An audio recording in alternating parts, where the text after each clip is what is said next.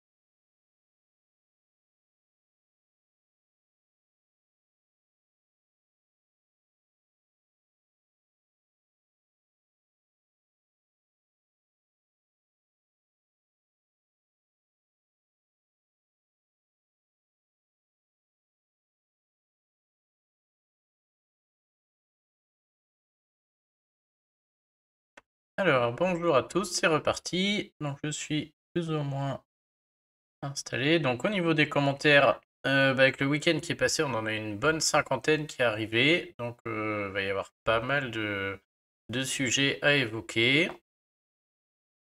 On va regarder ce qui se passe du côté de mon grand écran. Hop. Thibaut qui est arrivé. Bonjour Thibaut, bienvenue. Alors, je finis de m'installer et puis on y va. C'est bien qu'on ait voilà, l'écran Chrome. Si on a des recherches à faire, je vais le zoomer un peu. Hop, on a des exemples à illustrer. Bon, puis bah c'est parti du coup, hein.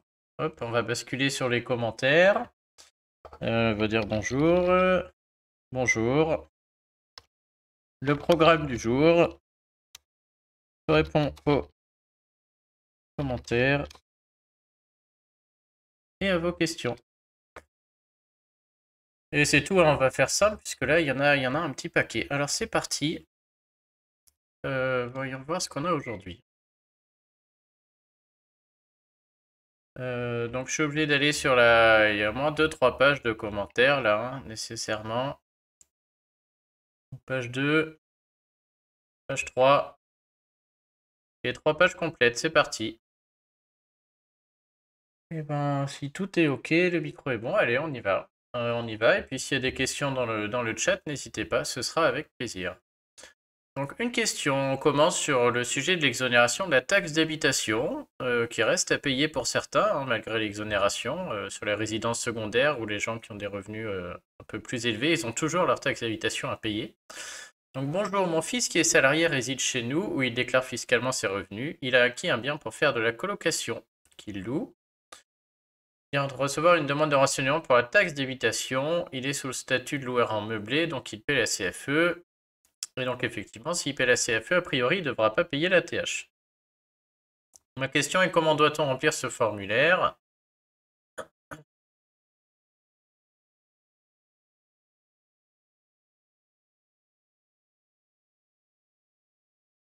Donc là, il n'y a pas de particularité, hein. Il faut remplir le formulaire et a priori, je ne l'ai plus en tête, mais je vais vous montrer l'article. Hop. Alors déjà, il y a un article, puisque c'est vrai que les gens qui louent en meublé, souvent ils sont un peu perdus entre la CFE, qui est la cotisation foncière des entreprises, la taxe foncière et la taxe d'habitation. Et donc, on a une interaction notamment entre la CFE et la taxe d'habitation qui est un peu dure à comprendre. Donc là, j'ai cet article qui est là, qui vous explique selon les cas qui paie la CFE et qui paie la taxe d'habitation entre le locataire et le propriétaire. Et donc, selon que ce soit de la location saisonnière ou non saisonnière, les règles sont différentes. Et en plus, selon que le bien soit loué au 1er janvier ou pas, les règles sont différentes. Donc l'idée, c'est de lire déjà cet article pour savoir si, en tant que propriétaire, c'est la CFE ou la taxe d'habitation que vous allez avoir à payer. Et pareil, que vous sachiez pour vos locataires. Ensuite, le fisc demande quand même à remplir ce formulaire. Donc bonjour. Le fisc demande à remplir ce formulaire une seule fois. Et de mémoire, après, il va garder les informations de ce formulaire même si les locataires changent en fait. Donc, comment doit-on remplir ce formulaire? Il faut le remplir de manière normale, quoi. Hein. On va faire le changement d'impôt à chaque départ de locataire.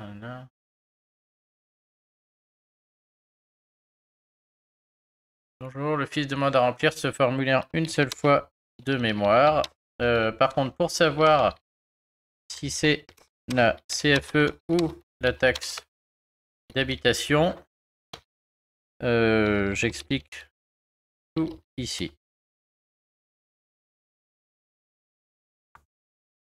Et après, vous verrez dans l'article, hein, si vous n'êtes pas redevable de la taxe d'habitation, tout se fait tout seul en fait. Hein. Il n'y a pas besoin de faire une autre demande aux impôts pour ne pas être redevable de la taxe d'habitation. Normalement, tout se fait tout seul. Et s'il y a quelque chose qui vous arrive qui ne correspond pas à l'article, c'est-à-dire une CFE et une taxe d'habitation qui arrivent en même temps, il faut faire une réclamation. Bonjour Luminas, Luminas RP, bienvenue. Bienvenue à toi.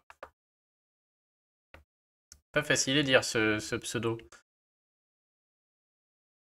C'est peut-être une référence que je n'ai pas. Alors, une question sur le crédit d'impôt pour emploi à domicile. Mon fils est auto-entrepreneur en jardinage. A-t-il le droit de faire payer ses parents et ceux-ci ont-ils droit au crédit d'impôt? Ouais, alors là, c'est une question que j'ai déjà eue. C'est un peu. Donc, on peut avoir un crédit d'impôt quand on embauche quelqu'un qui fait une intervention à domicile, chez nous. Du ménage à domicile, du jardinage à domicile. Ici, j'imagine qu'ils embauchent leur fils qui vient faire du travail à domicile et ils se demandent s'ils peuvent avoir le crédit d'impôt. Alors, j'ai déjà vu le cas où ça passe sans qu'il y ait de contrôle fiscal ou pas. Par contre, deux aspects. Je pense qu'il est important que le fils déjà soit détaché du foyer fiscal des parents, à mon avis. Et en tant qu'auto-entrepreneur, il faut aussi avoir un agrément pour que la prestation soit éligible au crédit d'impôt. Donc à mon avis, il faut respecter ces deux conditions ici, et dans ce cas-là, ça va passer. Bonjour. Je pense que ça peut aller à deux conditions. Donc, que le fils ne soit plus rattaché au foyer fiscal, et bien entendu que son entreprise ait l'agrément pour être éligible au crédit d'impôt. Si l'enfant est rattaché, là j'avoue je ne sais pas trop, donc je conseillerais d'appeler les impôts quand même. Hein.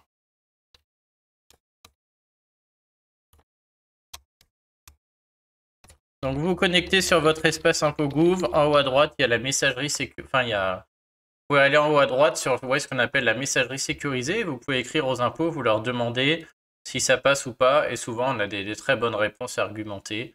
Là, moi, je me méfierais quand même, hein, s'il est encore rattaché. Est-ce qu'on n'est pas dans un truc d'abus de droit, là, où tout le monde y gagne sur un même foyer fiscal? À vérifier. Une question sur le Pacs et mariage, où j'explique que la première année, on a le choix entre une déclaration commune et séparée, et qu'après, c'est déclaration commune obligatoire. Et donc, selon les cas, des fois, l'impôt augmente ou pas. Ça dépend, il faut faire des simulations. Donc, je n'habite pas au même domicile que ma partenaire de Pacs. Ça, déjà, c'est impossible. Nos 2 enfants mineurs vivent avec elle, puis-je déclarer séparément? Le Pacs, en France, on est obligé d'habiter ensemble. Ou pour le fisc, c'est une seule adresse. Donc, la déclaration séparée, impossible, hein, à part la première année, comme je l'explique dans l'article. Et là, il y a un risque parce que je vois pas comment c'est possible, hein. Donc, bonjour. La déclaration séparée n'est possible que la première année du Pacs, comme expliqué dans l'article. Après, c'est impossible. Et notez que le Pacs s'accompagne d'une obligation de vie commune. Il n'est pas possible d'avoir 2 adresses séparées.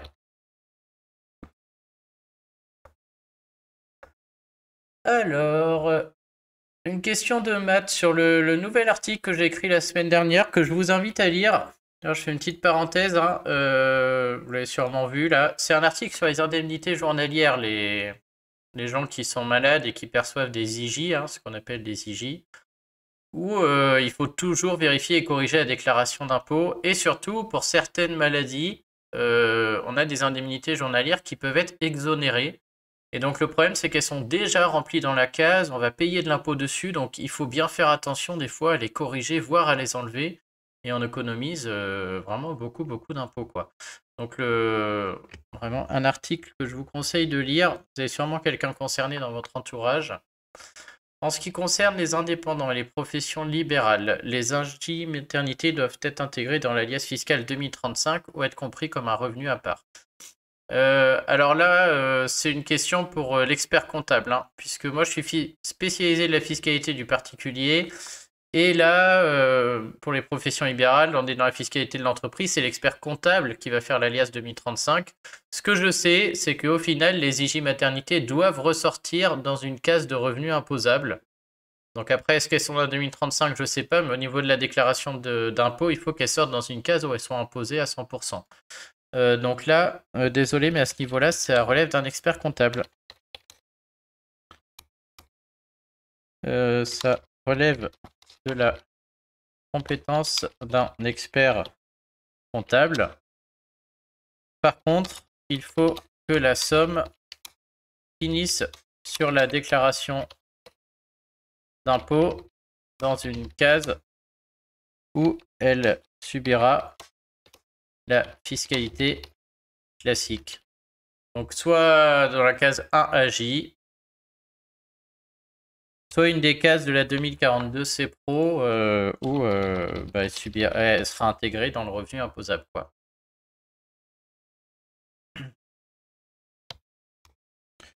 Je ne remplis jamais de 2035. Fiscalité de l'entreprise. Et moi, je suis spécialiste de la fiscalité du particulier. C'est vraiment 2 domaines différents, hein. SB, merci beaucoup. Et ben avec plaisir. Alors Sergio, une question sur le Airbnb. Donc un article qui explique quand on fait du Airbnb, un peu comment déclarer derrière. Bonjour, doit-on déclarer aussi les sommes perçues suite à des remboursements, suite à des déclarations de dégâts causés par les invités?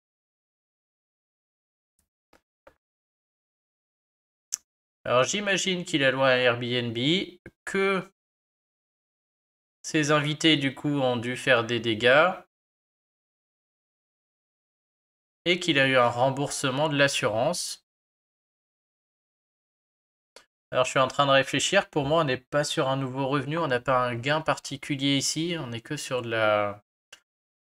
Donc, est-ce qu'on irait rembourser les sommes de l'assurance? Pour moi, non, parce qu'on n'est pas en train de gagner de l'argent, là. Hein. Je vais quand même demander à ce monsieur, je me pose la question, ça va peut-être dépendre de si on déclare ça au régime réel ou au régime microbique. Donc, bonjour. Ouais, non. À mon sens, non, car il n'y a pas de gain ici. À moins que vous soyez au régime réel, que vous ayez déduit des éventuels travaux ou prestations suite à ces dégâts, auquel cas il serait normal de réintégrer en conséquence le remboursement de l'assurance. Un peu le... Voilà. Si vous n'avez rien gagné là-dessus, il n'y a rien à déclarer. Mais si il y a eu des dégâts que vous avez engagé quelqu'un pour réparer et que vous avez déduit la somme, là il y a eu un gain fiscal par la déduction. Et donc le jour où l'assurance vous rembourse, bah, il faut remettre mécaniquement pour être imposé dessus, qu'on n'ait pas un gain fiscal sur cette destruction, quoi. Mais si c'est au micro ou si rien n'a été déclaré dans les charges jusque-là, je vois pas pourquoi on le déclarait, il n'y a pas de gain ici. Hein. Une question sur les droits de succession et de donation 2022. Mon père va me donner 2 terrains constructibles, estimés à 25 000 €, et un qui normalement deviendra constructible dans les années à venir, estimé à 20 000 €. Je souhaite les donner directement à mes 2 enfants. La solution la plus intéressante au niveau fiscal est de faire une donation directe grands-parents-enfants ou grands-parents-petits-enfants. Très bonne question, très très bonne idée. Effectivement, ce serait dommage que le grand-père donne donc au père à son fils. Là, il y a une fiscalité où on mange les abattements. Puis le fils, enfin le père du coup donne à son propre fils, donc au petit-fils du grand-père, et on a à nouveau une fiscalité ou des abattements qui sont utilisés pour rien. Et donc des fois, on peut passer du grand-père directement à l'enfant. Pour ça, il y a des conditions. Donc on va dans la recherche ici, on va taper grands-parents. Je crois que j'ai un article sur les grands-parents directement. Voilà.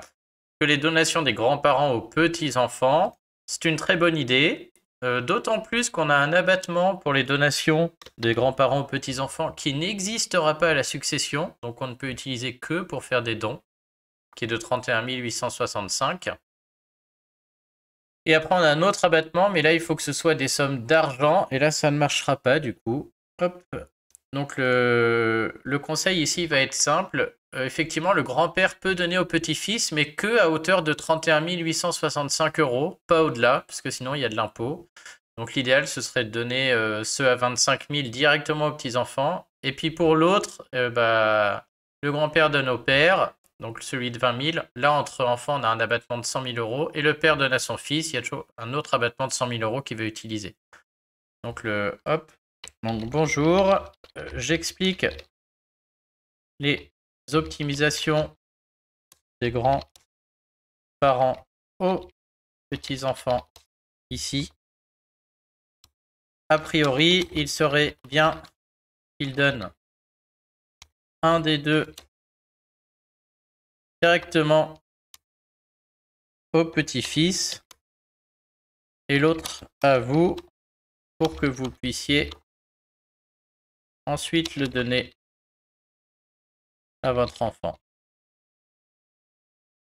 Hop, on optimise. Comme ça, a priori, on optimise tous les abattements.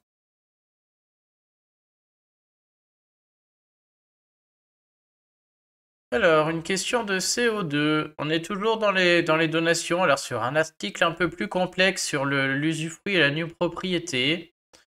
On va voir si la question est compréhensible ou pas. Bonjour, je voudrais savoir une chose. Si 2 personnes pacsées achètent un bien immobilier de 200 000 €, si l'un des conjoints meurt et que ces 2 pacsés avaient un enfant qui hérite de la nue propriété par testament, et le conjoint aura l'usufruit. Donc ça, c'est ce que j'explique dans un autre article. Ah bah, il a posé la même question sur cet article-là. C'est la même question. Donc on va supprimer celle-là, on va répondre là. Donc c'est un article qui explique que quand on achète un bien immobilier, ça c'est vraiment important, hein, si on ne fait rien et qu'on est en concubinage, et du coup le conjoint n'hérite de rien. Donc je conseille dans cet article de faire un testament pour se donner soit la moitié du bien immobilier, soit ce qu'on appelle l'usufruit, c'est-à-dire le droit de vivre dedans. Et du coup, en contrepartie du droit de vivre dedans, on a la nue propriété. Donc souvent, l'astuce, c'est de donner l'usufruit à son partenaire de Pacs et la nue propriété à l'enfant. C'est-à-dire que l'enfant possède le bien, mais il n'a pas le droit d'y habiter, il n'a pas le droit de prendre la décision jusqu'à ce que l'usufruitier meure, c'est-à-dire son autre parent meure. Et donc, c'est un schéma qui est très pratique, quoi. Donc, si un des conjoints meurt et que c'est de paxer avec un enfant, donc l'enfant hérite de la nue propriété par testament et le conjoint aura l'usufruit par testament aussi. L'usufruit du conjoint est-il calculé sur les 100 000 euros que possédait le défunt? Tout à fait. Le conjoint survivant reste-t-il propriétaire à 50% du bien? Tout à fait. Du coup, si le bien est vendu, il pourra récupérer ses 100 000 euros initialement investis? Tout à fait. Et du coup, on peut être propriétaire du bien et usufruitier? Tout à fait. Et si on accepte l'usufruit, on reste propriétaire à 50% du bien. Si on a acheté, tout à fait. Donc là, CO2, tout est juste. Donc, vous avez très bien compris l'article. Bonjour. Vous avez très bien compris l'article. La réponse est oui à toutes vos questions. Donc c'est exactement ça, hein, c'est exactement l'idée. C'est-à-dire que si notre conjoint meurt, on garde notre moitié du bien. En plus, on a le droit d'habiter dedans, c'est-à-dire que l'autre moitié, on la possède pas, elle est à l'enfant, mais on a le droit d'habiter dedans parce qu'on a l'usufruit. Et donc, si on vend, on possède toujours la moitié, donc on va récupérer au moins la moitié de la vente, plus la valeur de l'usufruit. Voilà, donc tout est juste là-dedans. Une question d'Adrien sur les revenus fonciers. Bonjour, j'ai acquis en janvier 2020 une maison sur 2 étages, rez-de-chaussée plus 2 étages. Avec comble aménageable, j'ai décidé de créer 3 appartements que je vais mettre en location. Comment savoir quels sont les travaux déductibles, sachant que j'ai fait moi-même étant du BTP. Là, j'ai pas de solution miracle, hein. Il faut prendre l'article. Malheureusement, hein, je sais que c'est une question fréquente. Mais j'ai pas 50 000 solutions. Vous prenez l'article, j'explique que les travaux d'entretien et de réparation sont déductibles. Donc j'ai mis des exemples ici, hein. Refaire l'installation électrique, refaire les planchers, refaire les canalisations, remplacement de la chaudière, etc. Les travaux d'amélioration le sont aussi. Agrandissement des fenêtres, réfection du trottoir, réparation de la toiture, gna gna gna. Et les travaux de construction et d'agrandissement ne le sont pas. C'est ceux qui vont modifier la surface habitable ou accroître le volume du bien. Ça, on ne peut pas le déduire parce que le fisc considère que ça augmente la valeur du bien. Et comment savoir? J'ai pas de solution, hein. C'est-à-dire qu'entre les travaux d'amélioration et de construction, on se demande toujours lesquels sont déductibles ou pas. Donc soit il y a l'histoire de la TVA, hein, j'ai mis ici en général la TVA réduite à 10%, souvent ça veut dire qu'on peut déduire. C'est un premier indicateur sur les factures. Soit sinon, il n'y a pas de choix, vous prenez le texte là que j'ai mis en vigueur là, et puis vous regardez là-dedans, on a des exemples de ce qui a été accepté comme travaux déductibles et on a des exemples de ce qui a été non accepté, quoi. Et donc il faut regarder là-dedans et voir de quoi on se rapproche le plus. J'ai pas d'autre choix, hein. C'est-à-dire qu'aujourd'hui, on n'a rien qui va nous dire de manière plus claire ce qui est déductible ou pas, quoi. Donc c'est à vous de regarder. On a des exemples de reconstruction. Il faut voir s'il y a quelque chose qui s'y rapproche, hein. La transformation d'un étage d'un immeuble qui a nécessité la démolition et la reconstruction de 2 murs principaux et des combles, les murs mitoyens et le rez-de-chaussée, ça a été jugé non déductible en reconstruction ou agrandissement. Donc voilà, il faut regarder des choses comme ça. Par contre, la démolition d'un petit local destiné à améliorer la salubrité d'une cour intérieure d'un immeuble, ça a été jugé déductible dans les travaux d'amélioration. Donc il faut regarder et voir de quoi on se rapproche. Je peux pas être plus clair malheureusement que je ne le suis dans l'article là. Et bien sûr, les travaux qu'on fait soi-même, on peut déduire que les matériaux.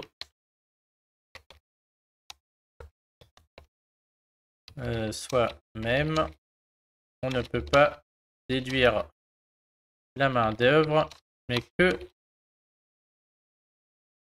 les matériaux.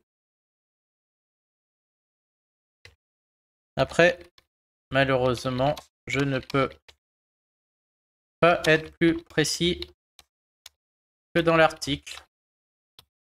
Il faut regarder le texte joint à la fin pour voir ce qui a été accepté en déductible, donc dans les travaux d'amélioration, et refusé, donc dans les travaux de reconstruction.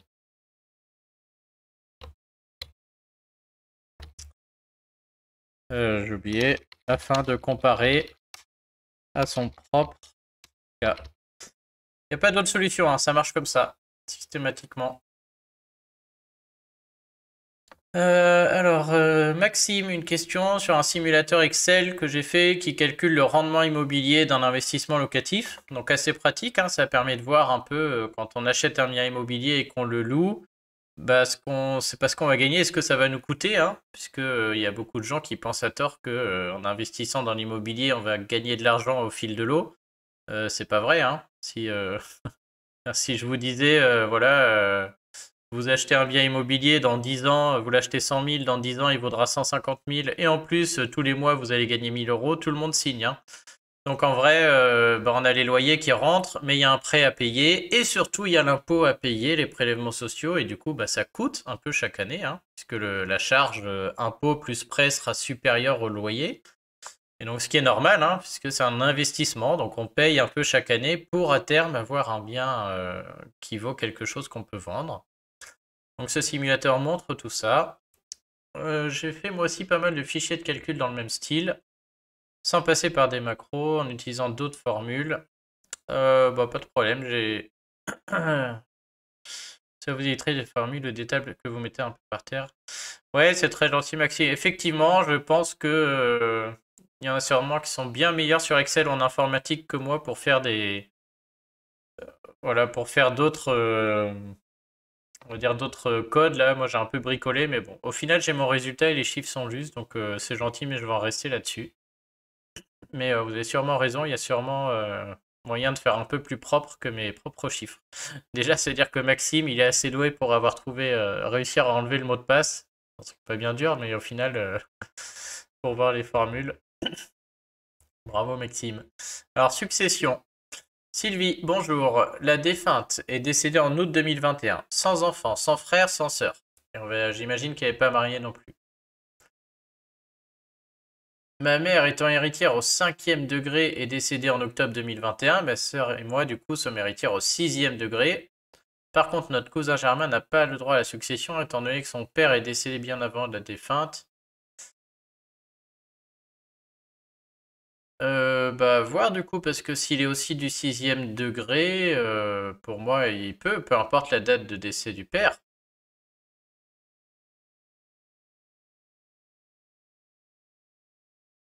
En fait, ça va dépendre ici. Est-ce que vous héritez? Ouais, donc c'est une très bonne question. C'est-à-dire, soit vous héritez parce que vous êtes du 6e degré, et donc le cousin Germain qui est du 6e degré, bah, il y a droit aussi et il va y avoir un partage.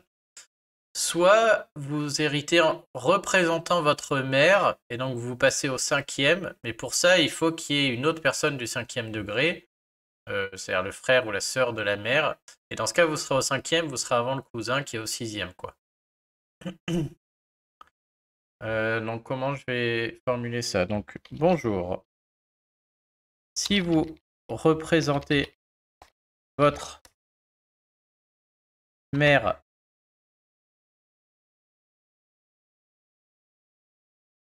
car il y a une autre personne du 5e degré, par exemple frère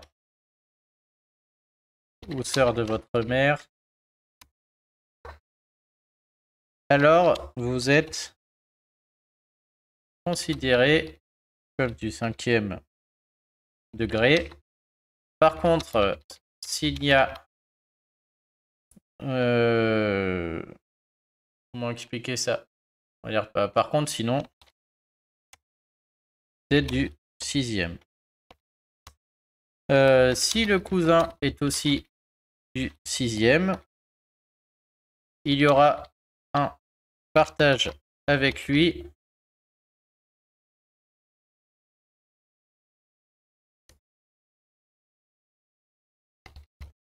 dans la seconde situation, mais pas dans la première.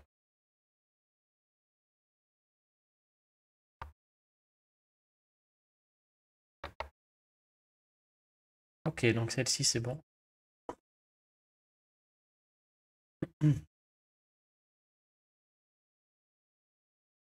Alors, Greg, question sur le Airbnb. Il répond à Steve. Alors, vous voyez, moi, je vois pas les anciens commentaires, hein. Souvent, les gens se demandent ce que je fais. Bonjour, pourquoi je réponds pas? C'est, je vois pas je peux pas voir ce qu'il y a derrière, quoi. Il faut que je cherche et j'y passe trop de temps. Je suis dans le même cas que vous. Je ne sais pas si Paris a des règles particulières, mais étant donné que vous séjournez dans votre bien, il peut être considéré comme une résidence secondaire. Et vous déclarez, vous pouvez le faire. Bon, bah, apparemment, il répond à une question. Super, bah, merci beaucoup, Greg, qui répond à Steve. Ça m'évitera de le faire, merci. Alors, une question sur les frais réels qu'on peut déduire des salaires, hein, comme les kilomètres, les repas. Bonjour, quand une profession comme gendarme ou policier nécessite une coiffure courte et réglementaire, peut-on soustraire ces frais? Malheureusement, là, non, hein. Le texte au niveau des frais de coiffeur ne prévoit rien. Bonjour, donc le texte est clair. Je crois qu'il va même plus loin et qu'il dit que c'est impossible, le texte. On va aller voir. Et il me semble que j'ai déjà répondu à cette question plusieurs fois.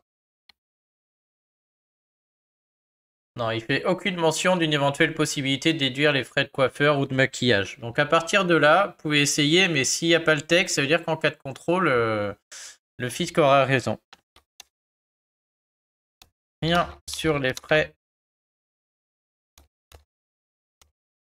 de coiffeur. Donc pour moi, ce n'est pas déductible et il y a un risque de redressement fiscal.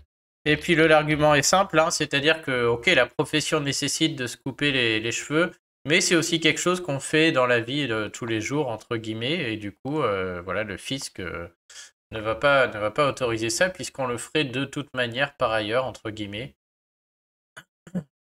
Encore une question sur la succession. Ma mère était mariée, elle est divorcée de cette union. Il y a eu mon frère et moi, et de l'autre mariage, il y a eu ma sœur, donc qui va toucher ma sœur, car elle porte le nom de son père. J'ai rien compris. Ma mère était mariée, elle est divorcée. Ok. Il y a eu mon frère et moi. Puis la mère s'est remariée avec quelqu'un, et donc il y a eu une sœur, je pense qu'il veut dire sa belle-sœur. Qui va toucher l'héritage de sa belle-sœur? Bah, ça dépend, il faut reprendre l'article et ça va être pareil, hein. Donc, bonjour. Il faut reprendre les règles de l'article. Si elle a des enfants, c'est eux. Sinon, son mari. Sinon, ses parents et frères et sœurs.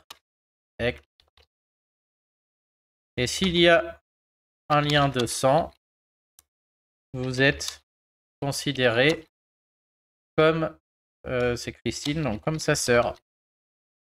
Voilà, même s'il n'y a que la moitié, entre guillemets, hein, dès lors qu'il y a le lien de sang, tous les frères et sœurs, beaux-frères et sœurs sont considérés de la même manière, quoi.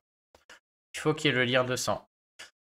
Alors, Olivier, dans une question, j'explique, on a déjà vu ça les jours derniers, là, quand on a un enfant majeur, pas mal d'optimisation possible.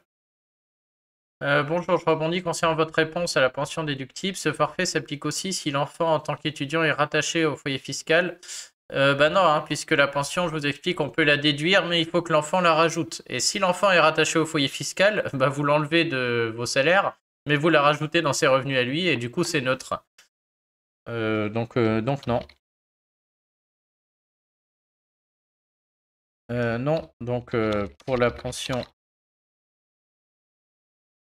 déductible, l'enfant doit être sur un autre foyer fiscal.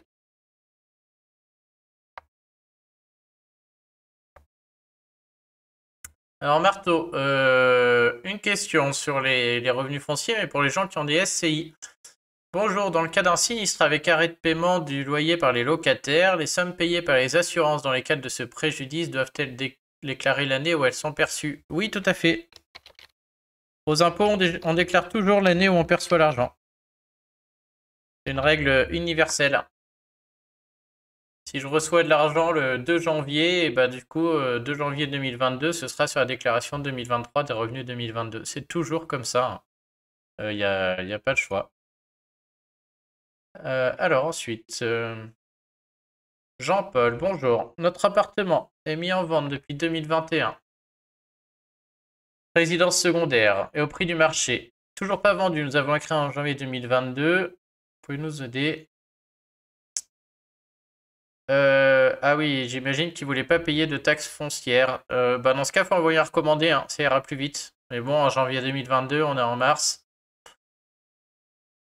Ouais, il n'y a pas de... J'imagine, c'est un article où j'explique que quand on met en vente un logement, qu'on met du temps à le vendre, au lieu de payer la taxe foncière, on peut essayer de demander à payer une taxe sur logement vacant.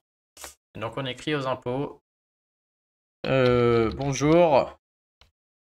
Faut peut-être attendre encore un peu. Sinon, il faudra faire un recommandé. Ça marche toujours bien, le recommandé. Les impôts ont 3 mois, je crois, pour y répondre. Mais là, voilà, janvier, bon, on est fin mars, ouais, ça fait un peu long. Mais si c'est pour la taxe foncière de l'année 2022, ça se fait qu'en fin d'année, donc pour l'instant, il n'y a pas grand-chose qui presse. Alors, JB, bonjour, j'envisage l'acquisition d'un appartement en étage avec 2 terrasses distinctes. La première fait 15 mètres, la seconde 5 mètres. Pour le calcul des annexes, je pense légitime de retenir 4,5 pour la première terrasse et 2,5 pour la deuxième, ou devrais-je ne retenir que 9 mètres carrés pour l'ensemble des 2 terrasses? Alors, c'est un article qui explique comment calculer le plafond des loyers Pinel. Ce cas-là, moi, je ne l'ai jamais vu, le cas de la double terrasse. Donc, ce que je conseillerais, le problème, c'est que voilà, quand on loue un Pinel, il faut faire un loyer qui respecte un plafond qui n'est pas trop élevé. Je vais vous montrer ici. Et si on dépasse, on risque un redressement de tout le Pinel, clairement. Donc, je pense que j'ai mis le texte à la fin, on va aller voir. Ouais, voilà. Donc là, je vais conseiller d'aller voir le texte. Le texte, ça ressemble à ça. Hein. Donc, voilà, il y en a des tartines. Donc, l'idée, c'est d'aller voir si ce cas est prévu dans le texte. Si son cas est prévu dans le texte, alors oui, il pourra prendre la meilleure solution. Sinon, moi, je resterai très très prudent et tant pis, quoi. Je m'assierai un peu sur un peu de loyer, mais voilà, je resterai soft pour éviter le redressement, parce que là, dépassement du loyer, c'est une annulation de tout le Pinel. Hein. Au passage, je vais aller voir si, à la linéa 150, si on a les nouveaux plafonds pour l'année 2022. Toujours pas. Toujours pas, toujours pas. Pas ce que fait le fisc cette année. Donc le texte de toute manière est joint, donc on va lui conseiller de regarder ça. Alors, donc JB. Bonjour. Moi perso, j'ai jamais vu ce cas. Donc je vous conseille d'aller voir le texte joint à la fin de l'article pour voir si vous y trouvez votre cas particulier. Sinon, je serai alors très prudent. Soit vous prenez la moins bonne solution, soit vous allez voir, et là, carrément l'avocat fiscaliste. Hein. Un avocat fiscaliste pour avoir un écrit validant sur cet aspect. Le risque est énorme. Si vous dépassez le plafond de loyer, c'est une annulation de tout le Pinel qui arrive. Donc là, moi, sincèrement, je n'irai pas faire le malin à essayer de grappiller un peu plus de loyer chaque mois. Hein. Une annulation de tout le Pinel au bout de 6 ou 9 ans, c'est des redressements fiscaux à 50 000 €, quoi. Donc, ouais. À vous de voir, mais là, ouais, moi, je tenterai pas le diable, hein. Alors, Damien, un article où j'explique qu'en France, quand on a des difficultés à payer un impôt, n'importe lequel, hein, taxe foncière, taxe d'habitation, impôt sur le revenu, on peut faire une demande de remise gracieuse au fisc. Et voilà, le fisc peut accepter de nous rembourser ou d'annuler n'importe quel impôt. Et quand même, ils en acceptent 1 sur 2 chaque année, hein, donc il y a des millions de gens qui peuvent le tenter et il y en a la moitié qui obtient une remise, quoi. Donc voilà, je donne un courrier tout fait pour le faire. Donc bonjour, ma maman a 63 ans, habite dans un ancien commerce bistrot fermé, elle continue de payer plein pot les impôts fonciers. J'ai fait les démarches pour demander une exonération, on me répond que je n'ai droit à rien, juste d'attendre 65 ans pour gagner 100 euros. À vous des conseils à me donner. Et ben malheureusement, j'en ai pas d'autres, hein. Les impôts font ce qu'ils veulent là-dessus. Et en général, s'ils refusent, ils tiennent compte aussi de la valeur du bien, en plus de la retraite et autres. Donc peut-être que si ce bien vaut trop cher, ils n'ont pas accepté à cause de ça. Donc à part bonjour, à part le courrier de remise gracieuse, je n'ai malheureusement pas d'autres conseils. Si ce n'est de leur tenter l'année prochaine, hein. C'est vraiment un truc qui est accepté ou pas, selon. J'ai l'impression que selon l'humeur de la personne qui nous répond, j'en sais rien. Mais des années, des fois c'est un non ferme, et puis tout d'un coup, une année ils acceptent. Donc la refaire chaque année. Là c'est la même. Vincent. Non, c'est une question à laquelle j'ai déjà répondu. Bonjour, merci du temps que vous prenez à répondre. Après avoir envoyé un courrier avec l'ensemble des formulaires 2044 complétés depuis 2018 en accusé réception au fisc, je reçois un refus de prise en charge pour modification tardive. Cependant, un doute subsiste. Puis-je modifier ma déclaration d'impôt 2020 sur le revenu de 2019 en intégrant sur le formulaire 2044 le déficit de 2018 en raison de l'année blanche? Là, je crois que je vois le problème, hein. C'est-à-dire que j'explique dans mes articles, on peut corriger l'année en cours et les 2 années passées. Donc, c'est-à-dire que là, actuellement, on peut corriger la déclaration 2022 des revenus 2021, mais celle-là, on l'a pas encore faite. On peut corriger la 2021 des revenus 2020, pardon, et la 2020 des revenus 2019. Et donc, si votre déficit date de 2018, la 2018, on peut plus la corriger. Et donc, à mon avis, le refus, il vient de là, hein. À mon avis, c'est ça. Bonjour. Aujourd'hui, on ne peut plus corriger la déclaration des revenus 2018 qui est prescrite. Et donc, impossible de mettre un déficit qui viendrait de là sur la déclaration 2020 des revenus.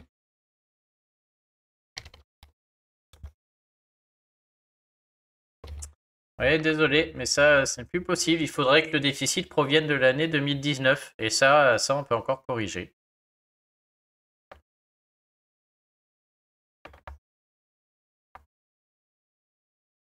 Alors, Maury, on revient sur du Pinel. Je viens d'acheter un appartement Pinel à Villeurbanne en respectant l'encadrement des loyers mis en vigueur à Lyon et Villeurbanne et le plafond Pinel. Quel est le prix au mètre carré que je dois retenir? Là, il faut suivre les conseils que je donne dans l'article et après, en prenant le. C'est vrai qu'il y a peut-être un plafond spécifique à Lyon et Villeurbanne que je ne connais pas, mais du coup, vous reprenez l'article avec le même, hein. Celui-là, je vais le laisser. Alors, les barèmes de droit et succession pour 2022. Jack. Bonjour. Comme j'ai le droit à la part de mon père et celle de ma mère, soit 2 parts, je bénéficie également donc de 2 abattements. Attention à ne pas mélanger la succession et l'impôt sur le revenu. Là, les parts, c'est pour les impôts. Les abattements, c'est pour la succession. En cas d'erreur concernant l'abattement, le notaire peut-il faire une déclaration rectificative et dans quel délai? Je vois pas dans quel monde on peut se tromper sur l'abattement, c'est le fisc qui le... C'est le fisc qui le fait. Là, je comprends pas trop. Donc bonjour. Je ne vois pas trop, car c'est le fisc qui calcule l'impôt sur la succession et gère les abattements de 100 000 €. Donc il n'y a pas d'erreur à corriger. Si vous avez fait une erreur de déclaration, peut-être il a fait une erreur de déclaration, il a tout mis sur le don du père ou de la mère au lieu de mettre sur les deux. Dans ce cas, envoyez un recommandé en demandant la correction avec des pièces justificatives, quoi, pour montrer qu'il y a la mère qui a donné aussi. Voilà, je vois pas trop. Peut-être juste il a tout déclaré comme si son père lui donnait. Il a dépassé les 100 000 €, donc alors que ça venait du père et de la mère, je sais pas. On va rester là-dessus. SCI Alias, une question sur SCI Alias. Alors c'est un des rares articles que je n'ai pas écrit sur mon site, hein. Je vous invite à aller le voir. C'est hop. Donc c'est Paul, il a écrit c'est une personne, un particulier qui a acheté des biens immobiliers, qui les a mis dans une SCI à l'IS et qui a écrit un guide. Alors c'est rare, mais je l'ai trouvé vraiment très précis, très bien fait. Et donc il a pu écrire un article où il explique quand est-ce que c'est bien de faire une SCI à l'IS ou pas. Et donc c'est lui qui répond aux commentaires de cet article. Donc je l'approuve celui-là, Patrice, et il faudra attendre que Paul Aubé vienne vous répondre. En général, il fait ça tous les mois à peu près. Alors, succession. Qui hérite de quoi selon le lien de parenté? Bonjour, mon père vient de décéder. Il a eu, avec la deuxième femme, 3 enfants. Donc j'imagine qu'il a eu vous en premier, puis avec une deuxième femme, 3 enfants. Il en était séparé depuis 20 ans. Mon frère et moi, on en a souffert. On était mis à l'écart. Bon, désolé, mais ce genre, sans faire pareil. Bon, je vais quand même la lire, mais là, je veux bien répondre, mais il faut m'éviter toutes les fioritures, on va dire, là, parce qu'on me perd là-dessus. Je sais déjà pas s'il y a 5 enfants ou mon frère et moi, plus les 3 enfants, peut-être. Aujourd'hui, ces 3 fils veulent tout garder, comme s'il n'était que 3. Mon père n'a ni maison, mais pour ses comptes, comment faire savoir à la banque qu'il y a aussi 2 autres enfants d'un premier mariage? Il veut tout... Comment faire pour avertir la banque? Ouais, si, bon, bah là, c'est simple, il faut aller voir un notaire, et le notaire va faire un certificat d'hérédité, hein. Donc, il vous faut voir un notaire qui fera un certificat d'hérédité et défendra vos droits. Ce papier prouvera à la banque que vous êtes héritière et cette dernière bloquera alors les fonds. Donc là, c'est le notaire qui fait le certificat d'hérédité, c'est ce qui prouve que vous êtes héritière, et du coup, la banque, de toute manière, va réclamer ces papiers avant de dénouer les comptes, hein. Donc voilà, il faut ça. Et il faudra donner le certificat de décès, bien sûr, au notaire. Encore sur la succession de Christine. Ma mère était mariée et j'ai une demi-sœur. Comment va se faire le partage entre ma demi-sœur en sachant qu'elle porte son nom? Ça, j'ai déjà répondu. Ouais, c'est celui de tout à l'heure, hein. On a vu que les demi-frères, demi-sœurs, avec le lien de sang, ils avaient les mêmes droits. Encore la même. Ensuite, une question sur la garde alternée et les parts fiscales des enfants. Bonjour, nous sommes en train de divorcer à l'amiable avec 2 enfants. Un enfant de 18 ans et l'autre de 17 ans. Alors là, il va y avoir de l'optimisation à faire, hein. Les enfants vont vivre avec moi principalement, ils font des études. Mon mari, elle sert le plus important, est imposé en France. Moi, je suis imposé à Genève. Quel type de garde faut-il pour optimiser l'impôt? Là, j'ai pas de solution. En plus, on a un souci de double résidence. Il faut faire des simulations. Et là, entre 2 enfants qui sont majeurs, donc on pourrait les mettre chez l'un, chez l'autre, les deux ensemble, les sortir du foyer, en sortir un, sortir deux. Il faut prendre un... Et en plus, la convention fiscale France-Genève, là, il faut prendre un professionnel. Ça va coûter plusieurs centaines d'euros, mais il y a une optimisation à la clé, là, clairement, qui peut être énorme, hein. Donc, bonjour. Il faut prendre un professionnel ici. Hop, cela coûtera quelques centaines d'euros, mais il y a sûrement une belle optimisation à la clé. Peut-être même quelques milliers d'euros, hein. Le devis sera élevé car il faut faire plein de simulations. Là clairement, faire plein de simulations, hein. Enfant chez monsieur, enfant chez madame, enfant détaché, idem avec un chez monsieur, un chez madame, un détaché, un chez monsieur, act. Donc là, ouais, vu comme ça, il y a au moins 9 simulations à faire, je crois, dans les cas comme ça. En plus, en gérant la convention fiscale entre la France, donc et le pays de Genève, je crois que c'est la Suisse. Donc c'est, ouais, il y a du boulot là.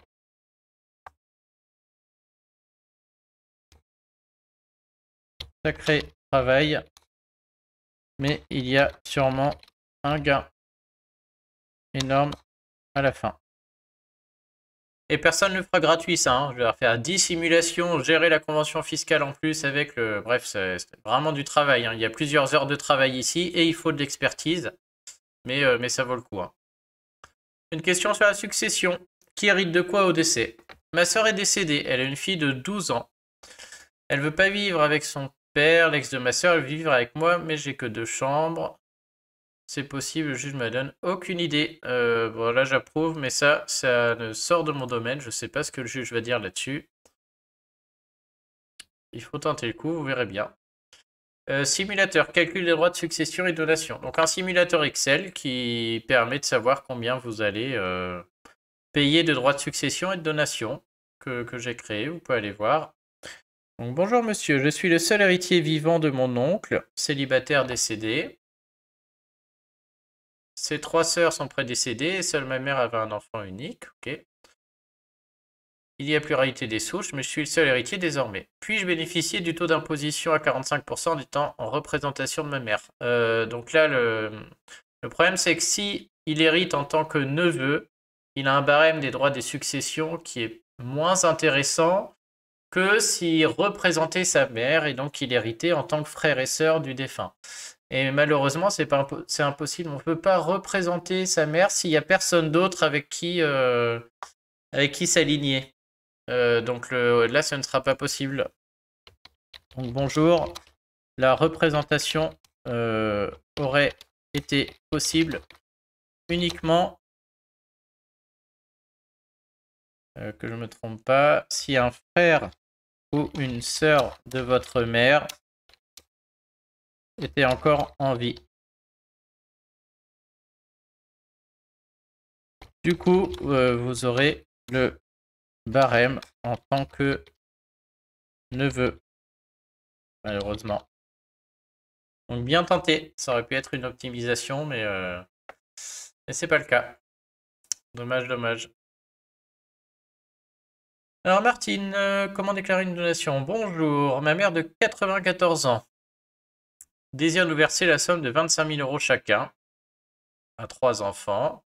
Quelle déclaration doit-on faire pour être exonéré de fiscalité vu qu'elle a plus de 80 ans? Don de somme d'argent exonéré ou don de somme d'argent? Alors ici, à don de somme d'argent exonéré, j'explique dans l'article qu'il faut avoir moins de 80 ans, donc c'est pas possible, hein. Cette somme sera-t-elle en déduction des 100 000 euros lors de la succession? Oui. Quelle différence entre don Manuel et don Sarkozy? Bah ça, c'est ce que j'explique dans l'article, hein. Le don Sarkozy est plus intéressant puisqu'il vient pas manger l'abattement de 100 000 euros lors de la succession. Est-ce judicieux de faire un don maintenant ou d'attendre car il reste du patrimoine?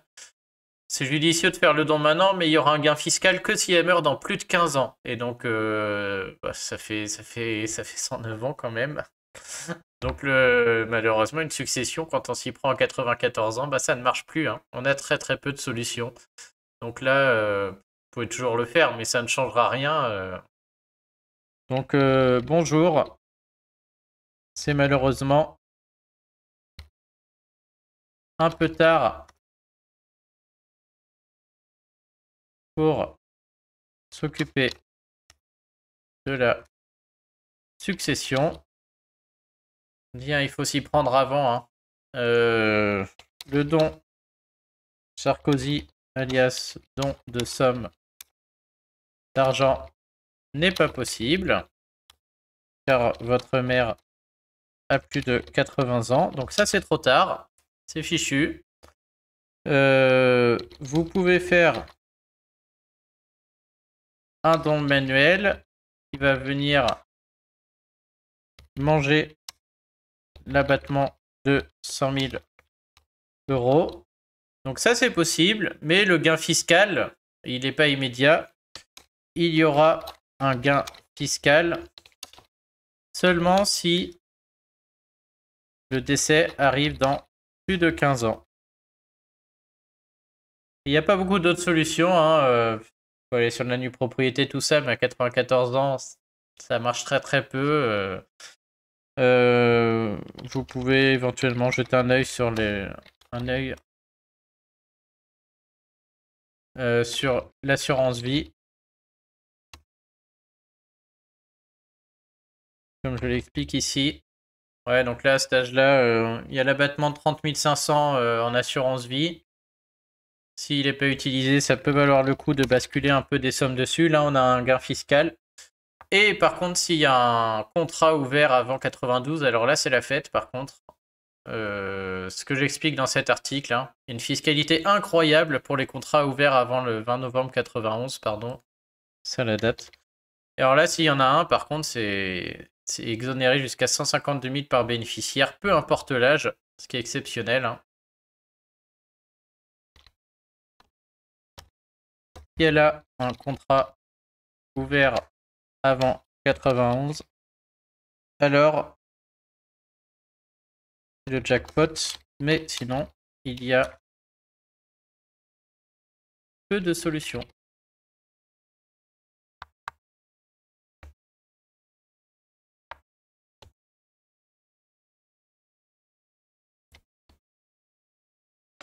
Alors Roger, on repasse sur de la location meublée. Bonjour, je suis en location meublée. Mon locataire paye bien sûr le loyer et les charges. Dois-je déclarer uniquement le loyer ou y inclure les charges? Merci de me renseigner. Mais regarde Roger, au lieu de me mettre des grosses majuscules, là, sur le côté du site, peut-être pas taper charge, c'est pas une bonne idée. J'ai écrit un article entier sur le sujet, donc il suffit d'aller dans la rubrique immobilier. Ça s'appelle est-ce que je déclare le loyer avec ou sans charge? Faut-il déclarer le loyer reçu avec ou sans les charges? Et voilà.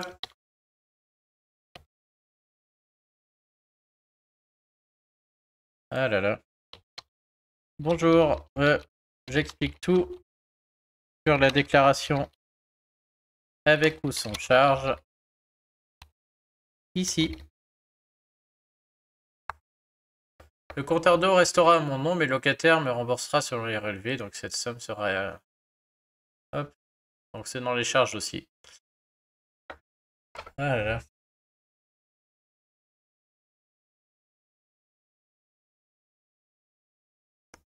Alors Anne. Bonjour, il semblerait qu'il soit obligatoire d'avoir un numéro SIRET pour louer en meublé, mais nombre de loueurs n'en ont pas. Quelles conséquences de ne pas en avoir et pourquoi n'en ont-ils pas? Eh ben, je me pose la même question.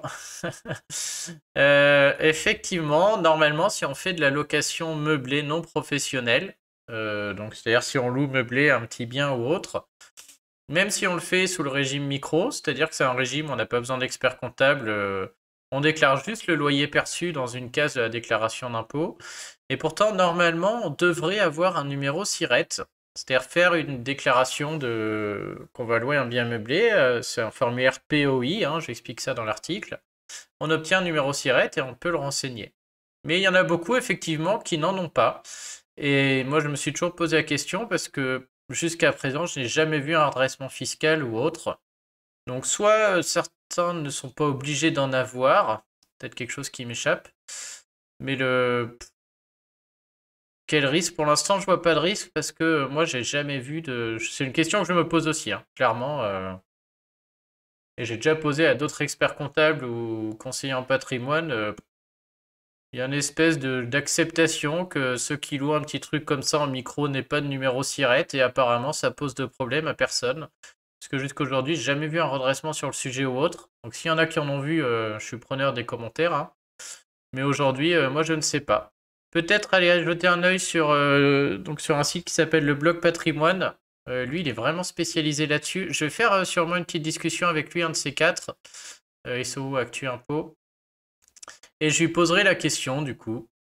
Parce que moi je me suis toujours posé la question et lui est très très fort sur la location meublée. Donc, je vais me le noter d'ailleurs. Je poserai la question. Donc il s'appelle Guillaume Fontenot. Hop. Question à Guillaume sur le POI en meublé. Mais là, franchement, je me demande aussi. Donc je vais lui dire. Bonjour. Je me suis aussi toujours posé la question et je n'ai encore jamais vu de redressement à ce sujet pour les LMNP qui ne le font pas et sont au micro public. Je ferai bientôt une conférence sur Twitch avec un spécialiste de la question, Guillaume Fontenot. Pas trop quand.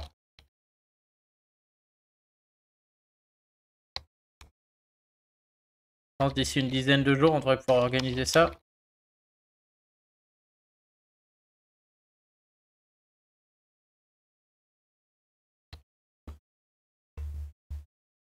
Poserai, c'est du futur.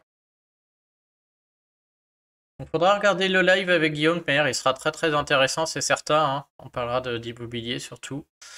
Ensuite, comment déclarer une donation? Martine. Bonjour, je viens de poser une question, j'ai mis mon nom, mon prénom. Pouvez-vous faire disparaître le nom en publiant la question? Ouais, pas de problème, je m'en occupe après. Alors, une autre question de Violette sur les MNP. Bon, j'ai déjà vu ce mail là, c'est le... Ok, c'est la même. Donc c'est... Très bien vu, c'est Anne à qui on vient de répondre, qui maintenant s'appelle Violette. Mais moi j'ai les... Hop, j'ai les mails, donc je vois que c'est exactement la même. Donc bonjour, pour la déclaration de revenus en LMNP, doit-on déclarer seulement le loyer ou inclure les charges? Est-ce que c'est pas en plus... Oui, c'est celui qu'on vient de faire tout à l'heure. Ah, les gens sont malins, ils me posent la même question sous 3 formes différentes. Mais en back-office, j'ai les mails, hein, et j'ai même les adresses IP, donc je sais exactement quand vous posez plusieurs questions, ça se voit tout de suite. Martine, comment déclarer une donation? C'est la même, pardon. Jack. Alors Jack, un très bon lecteur du site qui a toujours des super questions, hein, qui suit le site depuis longtemps.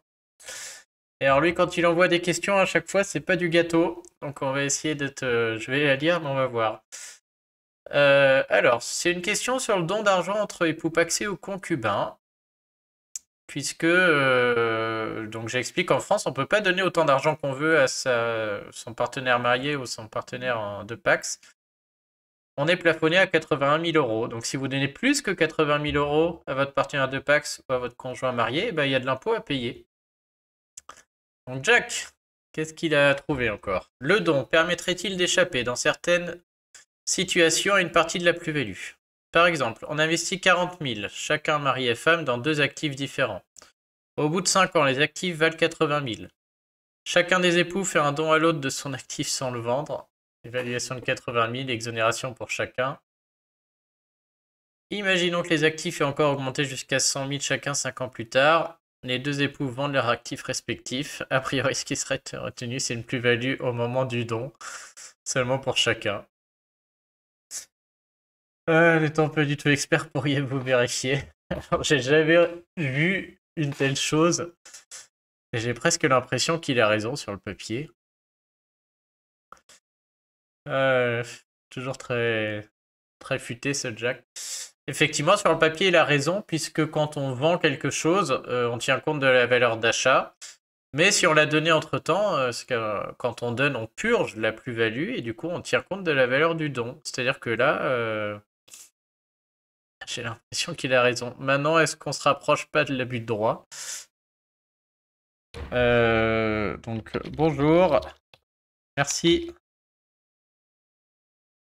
pour encore une fois une très belle idée. Sur le papier, je suis d'accord, hein. Et ça devrait marcher. Sans problème, hein. Je n'en ai jamais vu. Mais je ne vois pas trop pourquoi ça ne marcherait pas. Donc le souci qu'on peut avoir ici, il est simple. Qu'on peut y voir, c'est l'abus de droit. Donc l'abus de droit en France, c'est quand on fait une opération à seul but de payer moins d'impôts. On n'a pas le droit de faire ça. Et donc le fils peut venir et considérer qu'il y a eu un abus de droit. Et dire voilà, vous avez fait cette opération uniquement pour payer moins d'impôts. Et ça, c'est interdit. Donc pour éviter ça, bah, on laisse un certain délai entre les opérations. Et du coup, bah, voilà, avec un délai là, comme il donne, où on attend quelques années, etc. Il faut pouvoir justifier qu'on ait donné. Faut peut-être pas que les deux le fassent en même temps là, mais si on peut justifier qu'on ait donné un actif à monsieur, à madame, pourquoi pas quoi. Donc, donc il suffit d'y mettre les formes pour éviter tout problème. Donc par exemple, ce n'est que le conjoint le plus aisé qui fait le don. Comme ça, on justifie qu'on a fait le don, pas pour payer moins d'impôts, mais pour aider le conjoint qui avait besoin d'un peu plus d'argent. On attend un certain délai avant de vendre, etc. etc. Ah, encore une très bonne idée. Le Jack, effectivement, ça marche tout à fait.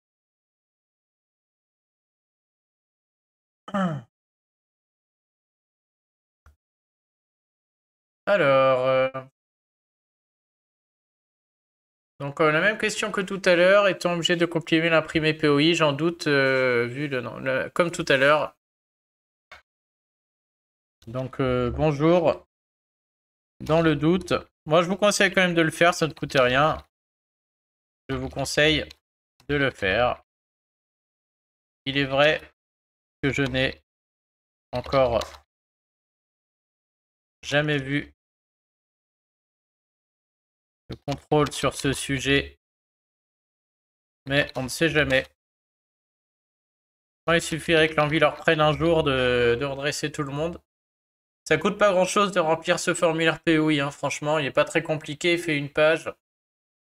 Donc si vous voulez meubler, voilà, je vous conseillerais d'en faire un. Question sur la succession. Bonjour, nous sommes mariés, mon mari n'a pas d'enfant, moi j'en ai 3. Mon mari a perdu sa mère, il a donc un frère et 2 sœurs. Elles ont 2 filles chacune, donc son mari a des nièces. Pour l'instant, la maison est laissée à son frère, puisqu'il vivait avec sa mère. On parle de la succession de la mère du mari. Ok.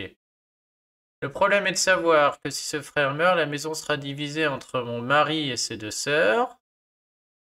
Et mon mari décède et moi-même et mon frère, est-ce que les enfants ont le droit de choix d'héritage ou pas? Car dans le cas où ils auraient le droit de toucher quelque chose, on voudrait que mes 3 enfants signent un papier qui refuse tout héritage. Donc là, il y a beaucoup de choses. Il faudrait déjà voir qui possède la maison, parce que le frère peut vivre dedans, mais est-ce qu'il le possède pour autant, ou est-ce que votre mari, il a déjà une partie? Bonjour. Difficile de vous répondre, car il faut voir qui possède la maison aujourd'hui. Votre beau-frère vit dedans, mais j'imagine que votre mari en a déjà une partie pour autant. Après, dans les faits, c'est vrai que si le mari en a une partie, ce sera possible pour les enfants de renoncer, mais ils risquent de renoncer à tout, donc c'est compliqué. C'est vrai que c'est bien d'éviter ce qu'on appelle l'indivision là, hein. C'est-à-dire que vous soyez plusieurs à posséder quelque chose, puisque c'est vrai que si le mari vient à mourir et que c'est les enfants qui ont un bout de maison avec leur oncle et leur tante, c'est un vrai schmilblick. Donc je pense que l'idéal c'est d'aller voir un notaire qui prévoit tout ça par testament, quoi. Pour assurer une succession correcte, et vous avez raison de le faire avec un bien en indivision, je vous conseille d'aller voir un notaire qui fera un testament sur mesure pour votre mari. Donc l'idée, c'est que les enfants n'aient pas à renoncer, c'est que dans le testament, le mari prévoit que cette part de maison aille ailleurs, en fait. Et je pense que ce sera plus simple. Plutôt que de risquer de faire renoncer les enfants à tout, peut-être ils auront envie de toucher une partie de l'héritage de leur père, mais pas l'autre. Et ça, par contre, c'est compliqué. Donc le mieux, c'est que tout de suite, dans le testament, ce soit prévu que cette maison soit... Le testament prévoira d'exclure cette maison ou de la donner à un autre afin que les enfants n'aient pas à renoncer à tout. Ça me paraît beaucoup plus simple et le notaire conseillera là-dessus.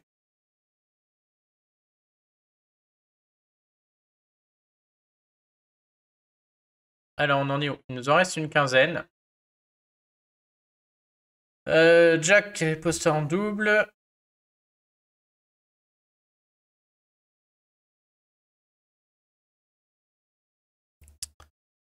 Alors, Béatrice, un article où j'explique comment réduire l'impôt quand on est en concubinage avec des enfants. Il y a pas mal d'astuces à connaître, je vous invite à le lire, celui-là. Donc bonjour, tout ceci n'est applicable qu'en cas de concubinage avec des enfants en commun. Qu'en est-il en cas de concubinage avec une famille recomposée de 3 ados, 2 gardes alternées plus une garde classique? Pour moi c'est pareil. Ah oui, non, oui, tout à fait pareil, mais hop, il nous monte. Donc, je vais vous le montrer, celui-là, il peut être intéressant. Alors. Donc cet article explique que quand on est en concubinage et qu'on a des enfants communs, on peut choisir les personnes du couple qui va les mettre à charge. Et donc on peut dire les enfants vont aller chez monsieur ou chez madame, ou j'en mets un chez monsieur, un chez madame, ou je les mets en garde alternée, etc. Et du coup, il faut faire des simulations, dire voilà, j'ai 3 enfants, est-ce que je mets 3 chez monsieur, ou 2 chez monsieur, 1 chez madame, ou 1 et 2, ou 0 et 3. Et on a des surprises, puisqu'on pense souvent que la personne qui a le droit, qui gagne le plus, doit prendre les enfants à charge. Et c'est faux. On a un système de décote qui fait que des fois, il faut faire les calculs, quoi. Donc il faut quand même regarder. Et ensuite, on a un système de part qui est différent aussi, puisque les 2 premiers enfants donnent une demi-part et le troisième donne une part complète. Et du coup, il faut faire des simulations, parce que des fois, en mettant les 3 enfants, le troisième vaut beaucoup plus cher et on a un gain qui est énorme.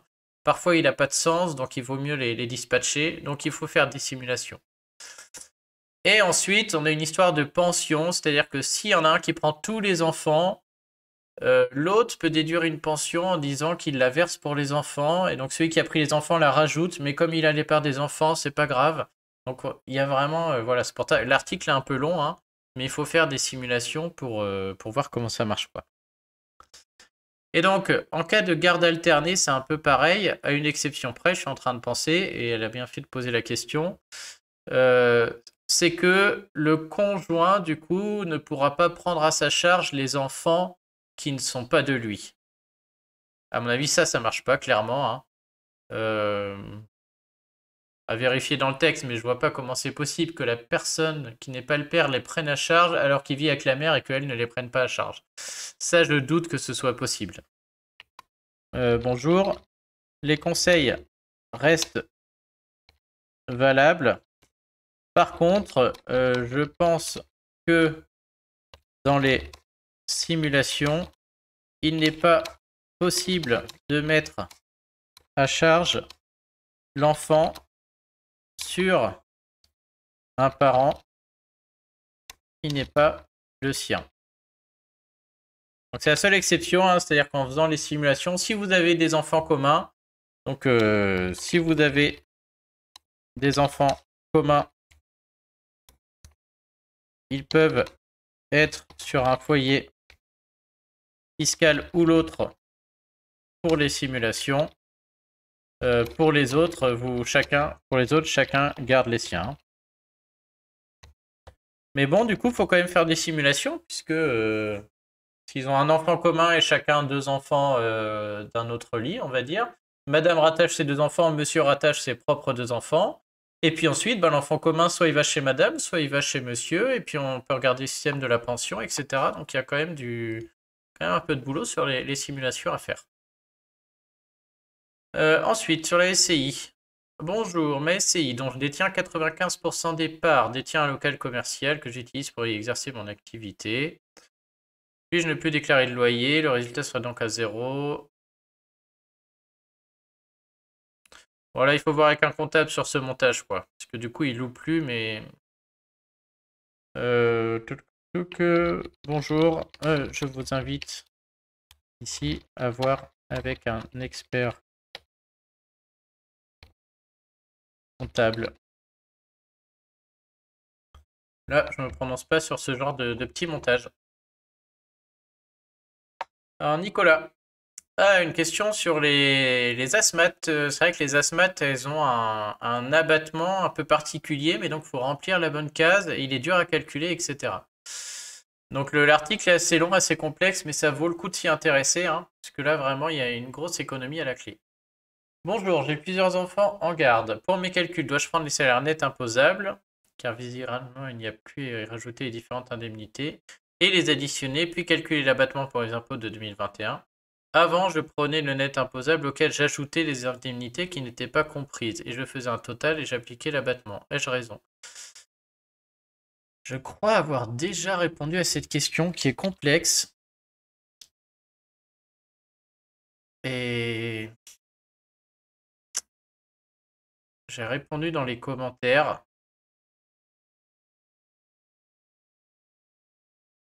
Le problème, c'est qu'il y en a beaucoup, je l'ai plus en tête.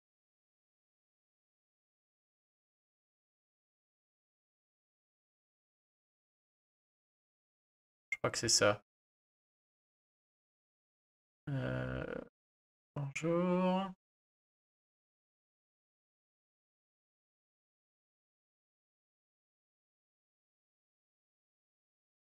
Ah oui, non, j'avais déjà répondu sur les asthmates qui se demandaient si elles intégraient le prix du repas réel ou si elles pouvaient intégrer un montant dans l'indemnité. Et donc, j'avais donné le texte qui donnait la réponse à l'alinéa 310 à 320. Donc, a priori, c'était encore autre chose. La fourniture des repas se fait en principe pour son montant réel, mais bon, c'est impossible à déterminer. Donc, à titre de simplification, on peut retenir les règles retenues. Donc, le 4,95 le repas pour cette année. Donc, ouais, c'est à ça que je pensais. Donc, c'était pas ça. C'était pas ça. Dois-je prendre en compte les salaires nets imposables? À mon sens, il n'y a plus à rajouter les différentes indemnités. Ah bah si.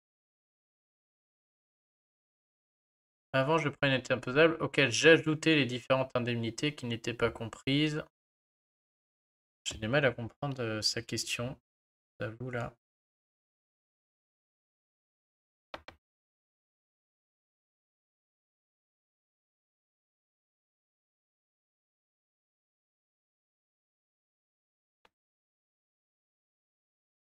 En premier lieu, il faut ajouter tous vos revenus, salaire perçu, majoration pour enfants handicapés, congés payés, indemnité en cas d'absence et les frais d'entretien, de nourriture et d'hébergement. Oui, bah, j'ai répondu, hein. À noter que si ce sont les parents qui fournissent les repas, le fisc impose de les comptabiliser aussi. Le repas est évalué à 4,95 par jour de garde. L'assistance maintenant. Ouais, donc en fait, bah, je l'avais mis là. En fait, j'ai donné la réponse à sa question là. Devant option 2. Donc c'est le troisième paragraphe, option 2. Hop. Donc bonjour, il faut prendre effectivement le salaire net imposable et aussi ajouter les indemnités comme jeu qui sont pas comprises dedans du coup. Dedans. Comme je l'explique au début du paragraphe 3, nommé option 2.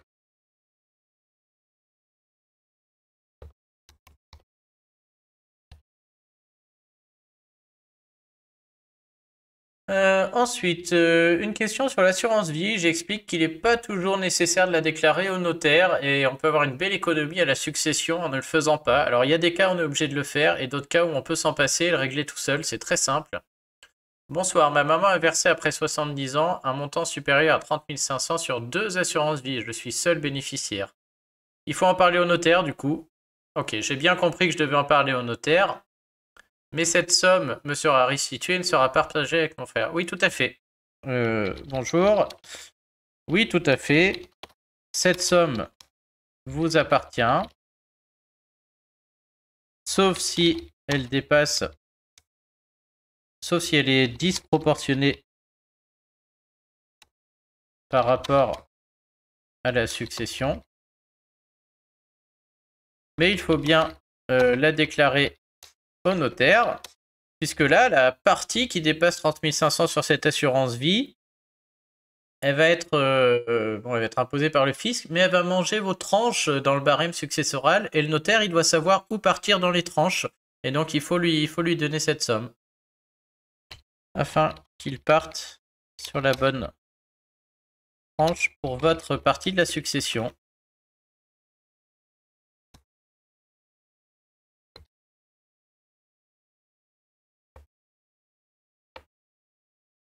Ok, ok. Alors, une question sur la demi-part parents isolés ou enfants élevés seuls 5 ans. Bonjour, je suis séparé depuis novembre avec 2 enfants en garde partagée. Toutefois, je m'aperçois que sur ma déclaration, il est inscrit un enfant en résidence exclusive plutôt que 2 en garde partagée et que la castée n'est pas cochée. Oh là là. Alors là, assez anonyme, c'est votre jour de chance. Vous allez avoir une grosse restitution fiscale. Vous avez bien fait de passer sur mon site. Lui, il va pas être déçu du voyage. Puisque du coup, déjà, s'il y a que un enfant au lieu de 2, au niveau départ, c'est pareil. On aura 0,25 et 0,20. Enfin, ouais. Oui, c'est pareil. Par contre, s'il y a des frais de scolarité déjà, c'est-à-dire que vous ne connaissiez pas la case et que vous ne déclarez pas, s'il y en a un qui est au collège, lycée ou études supérieures, si vous déclarez 2 ensemble, c'est que vous ne remplissez pas la case, sinon il y aura un bug. Hein. Si vous mettez un au collège, un au lycée, la déclaration, vous dites, bah, il n'y a qu'un enfant, ça n'aurait pas marché. Donc déjà, potentiellement, les frais de scolarité à récupérer. Et la castée n'est pas cochée. La castée, c'est parfois jusqu'à plus de 1000 € d'impôt en moins. Et on peut corriger les 2 années passées. Donc plus de 1000 € fois 2 années, ça peut monter très vite, quoi. Donc là, vous avez bien fait de passer. Donc bonjour. Il faut envoyer off. Sur la castée, vous pouvez même écrire au fisc. Des fois, ça marche. Écrire au fisc via la messagerie sécurisée en leur expliquant que vous avez oublié la castée les 2 années passées. Si ça ne marche pas, alors il faut imprimer les formulaires des années passées. C'est le CERFA 2042. Les remplir et envoyer le tout au fisc en recommandé pour correction. Il y a un courrier de correction dans mon guide.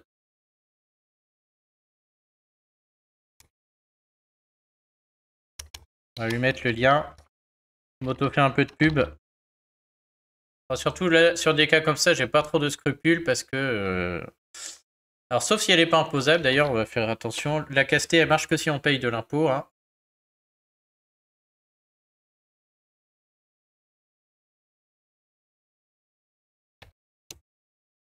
Ça ne marche pas, alors il faut imprimer les formulaires des années passées, les remplir, envoyer le tout au fisc recommandé pour correction.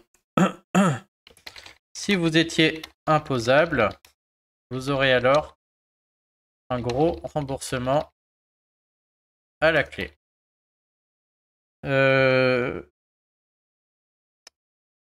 Surveillez aussi la case pour frais de scolarité s'ils sont au collège, lycée ou études.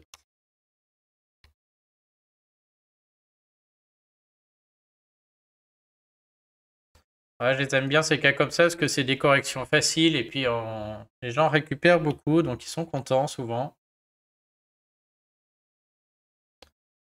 Séverine, mon fils souhaite créer sa micro-entreprise. Je suis séparé de son père. Dorénavant, la pension alimentaire m'était versée. Quels sont les avantages et inconvénients si mon fils se déclare tout seul mais qu'il vit toujours chez moi? Bon bah là, j'ai un article entier sur le sujet, hein. Hop. C'est l'article sur l'enfant majeur et l'impôt. Un grand classique. Donc celui-là, il est ici.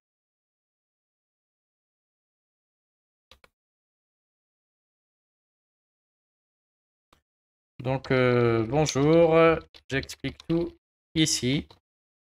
Votre fils peut aller regarder les articles de la rubrique impôts, puis micro-entreprise pour optimiser sa fiscalité. Alors mine de rien, pas facile, hein, parce qu'il faut faire quand même plusieurs simulations. Déjà, est-ce que c'est mieux de rattacher l'enfant avec vous?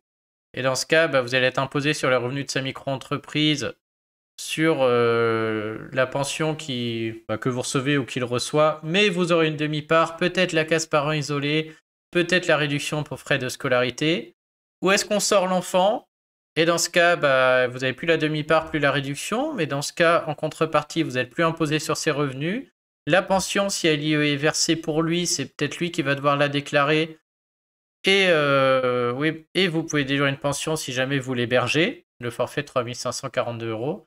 Puis, il faut faire ces deux simulations deux fois, puisque pour sa micro-entreprise, lui aussi, il a un choix, hein. Soit il est au prélèvement libératoire, soit à l'impôt sur le revenu. Et donc, il faut qu'il fasse aussi lui-même ces deux déclarations. Donc, dans les faits, soit vous arrivez à tout faire seul. Je ferai peut-être des lives pour expliquer comment on fait ces simulations. D'ailleurs, ça pourrait être sympa. Soit vous prenez un professionnel, ça coûte quelques centaines d'euros, mais il y a peut-être... Donc, les simulations peuvent être compliquées. Vous pouvez prendre un professionnel qui les fera la première année. Comptez quelques centaines d'euros quand même, hein. Que ça prend du temps, il faut étudier la micro-entreprise avec le chiffre d'affaires anticipé, etc. Hop, bon, moi je peux le faire également, ça, mais bon, faut orienter vers quelqu'un, ouais. Mais bon, voilà, il y a quand même un peu de boulot, quoi. Alors, bonjour. Une question sur la donation démembrée du bien immobilier. Nous sommes allés au notaire avec ma sœur et mon père. Ma sœur ayant déjà une maison, elle est sous des TPA celle de mes parents. Moi, je voulais bien récupérer. Mes parents allaient donner la part en argent à ma sœur. Le notaire nous avait bien expliqué qu'en fonction de l'estimation, ma sœur aurait moins d'argent du fait que je ne pouvais pas jouir du bien. Comment cela est-il calculé sur une maison estimée à 170 000 car mon père voulait finalement donner la même S égale. Oh là là, là il faut voir avec le notaire, j'ai pas tout compris. Ça va dépendre de comment est estimé, je peux pas le faire, ça va dépendre, il me faut l'âge du père, si vous avez bien lu l'article, hein, ça dépend de l'âge de l'usufruitier. Enfin, je sais pas qui reçoit l'usufruit ici, là j'ai pas assez d'infos, hein. Celui-là je l'approuve, mais je peux pas répondre à ça sans avoir plus d'infos du coup là. Clairement.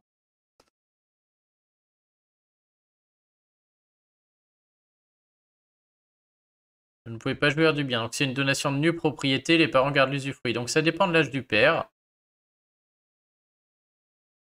Donc hop, bonjour. La valeur de votre part nue propriété dépend de l'âge du père qui sera usufruitier. Cela se calcule comme expliqué dans l'article.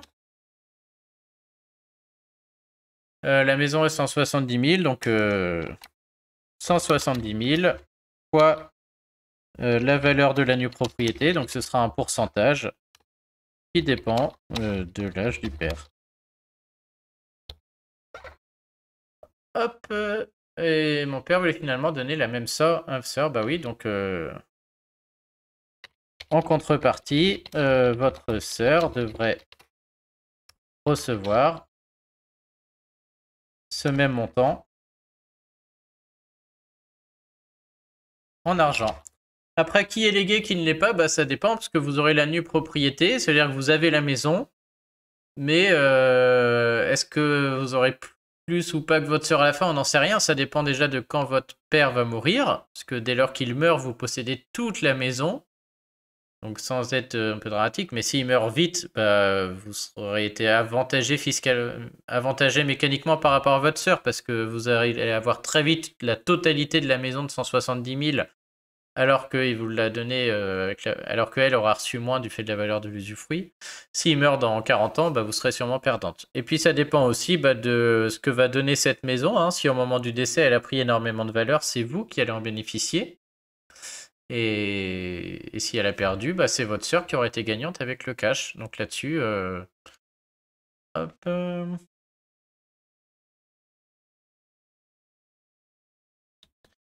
On va dire que j'explique dans le live qui est gagnant ou perdant selon la situation. Donc c'est difficile d'estimer ici ce qui donne deux choses différentes, hein. À vous, il donne de l'immobilier, en plus une part que vous possédez mais dont vous ne pouvez pas jouir avant son décès. Et à l'autre, il donne du cash qui est utilisable tout de suite. Donc maintenant, c'est dur de savoir est-ce qu'il doit donner moins que la valeur de ce qu'il vous donne à l'autre parce que c'est utilisable tout de suite ou pas. Est-ce que je ne sais pas, hein. Ça c'est à vous de trouver tous un terrain d'entente là-dessus. Mais ouais, j'ai pas de. C'est difficile de dire quoi. Et donc ouais, bah tout va dépendre, hein. Alors si dès demain, voilà, si la valeur de la NuPro là est évaluée selon son âge à 120 000 €, c'est-à-dire que vous recevez aujourd'hui 120 000, votre sœur reçoit 120 000 en cash. S'il meurt demain, vous avez une maison qui vaut 170 000 et votre sœur, elle a toujours que ses 120 000. Donc là, vous êtes gagnant. S'il meurt dans 40 ans et que la maison vaut plus 170 000 mais 100 000 pour je ne sais quelle raison, bah vous n'avez rien eu pendant 40 ans et au bout de 40 ans, vous avez 100 000 et puis elle a eu 120 000 il y a 40 ans, donc c'est elle qui est gagnante. On peut pas estimer quoi, vu qu'il y a un problème de délai dans le temps et qu'on ne sait pas ce qui va se passer, je peux pas vous dire qui est désavantagé ou avantagé, hein. Ensuite, toujours sur la succession. Bonjour, mon père a vendu leur maison pour pouvoir payer l'EHPAD de ma mère. Ma mère est décédée cette année. Comment fonctionne le partage de ce qu'il reste de la vente de la maison? Mon père est vivant et en pleine forme. Donc, bah, tout dépend. Bonjour. Tout dépend de qui avec quoi et du régime de mariage. J'ai supposé un cas classique. Si je suppose un cas classique avec un bien 50-50, votre père garde sa part, moitié de la vente, et l'autre moitié est dans la succession de votre mère qui se déroule comme expliqué dans l'article. Donc votre père aura donc un quart ou l'usufruit selon son choix.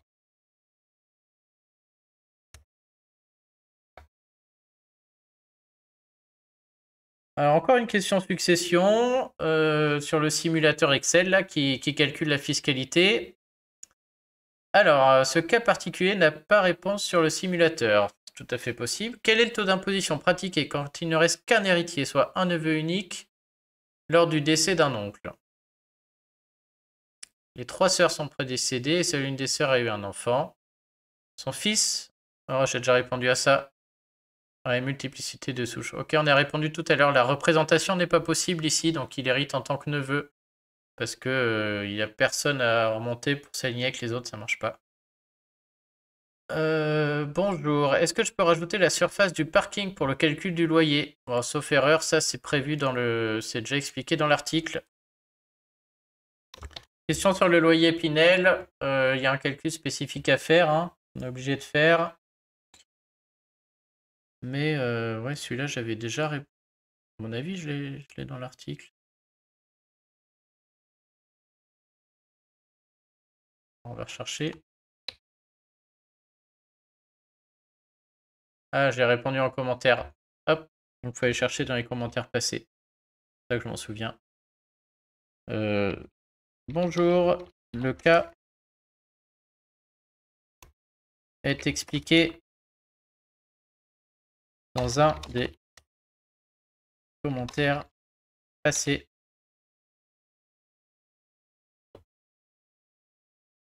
Oui, il est assez complexe. Je crois que j'avais fait un commentaire qui est quand même assez long d'une dizaine de lignes, donc j'ai pas envie d'aller rechercher. Donc vous allez voir l'article. Je suis certain d'avoir mis. Hein.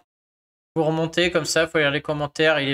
Faut peut-être afficher les commentaires suivants. Donc l'idée c'est que sinon vous affichez tous les commentaires suivants. Là, vous me les mettez tous. Il faut déplier un peu. Puis vous faites une recherche avec le mot-clé parking. Et vous allez tomber dessus. Hein. Vous allez forcément tomber dessus à un moment ou à un autre. Voilà, je sais plus où il est, mais j'avais déjà répondu à ça au moins 2-3 fois. Bonjour, ma femme s'est installée définitivement chez moi depuis décembre 2021. Elle vivait auparavant à l'étranger. Comment faire pour la déclaration des impôts cette année? Bah, c'est déclaration commune, mais je pense qu'il faut... C'est pas bête là. Bonjour. Il faut interroger le fisc ou prendre un professionnel, car cela peut dépendre des conventions fiscales entre les pays. Donc je suis quasiment sûr que c'est déclaration commune. Par contre, maintenant, au niveau de ses revenus à elle, ça va dépendre de la convention entre les pays. Bonjour, je suis handicapé à 80%, je suis propriétaire d'une maison, je désire donner à mon frère, sachant qu'après le décès de ma mère qui s'occupe de moi, c'est mon frère qui prendra le relais. Impossible de vous dire bonjour, tout dépend de la valeur de la maison, mais il y a sûrement un impôt, car l'abattement entre frères et sœurs est faible. Il y a une exception sous condition. Il me semble qu'il y a une exception quand il y a un handicap ou des frères et sœurs qui s'occupent d'autres frères et sœurs, et des fois on a une exonération qui peut être totale. Faudra voir avec le notaire. Mais de mémoire, il y a une petite exonération comme ça. Mais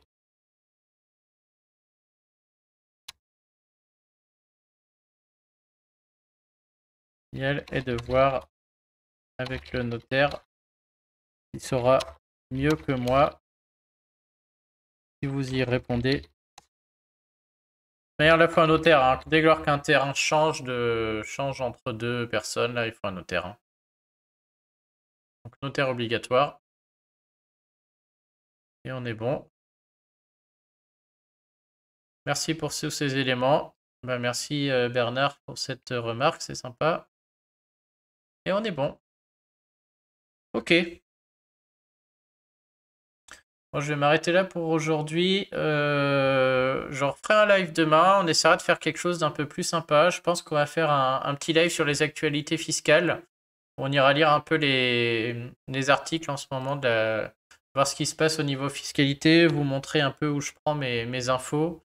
et voir un peu comment ça se passe sur la déclaration. Et puis dans la semaine, on m'a demandé de faire un thème sur peut-être soit les cryptos, soit la fiscalité des revenus Twitch, et aussi montrer comment faire des simulations. Donc j'essaierai de faire tout ça cette semaine aussi. Donc à mon avis, mardi, jeudi et vendredi, il y aura des lives aussi, sûrement entre 11h et 14h. Voilà, bah, je vous dis à bientôt, peut-être à un de ces jours. N'hésitez pas à passer faire un petit coucou. Allez, bonne journée.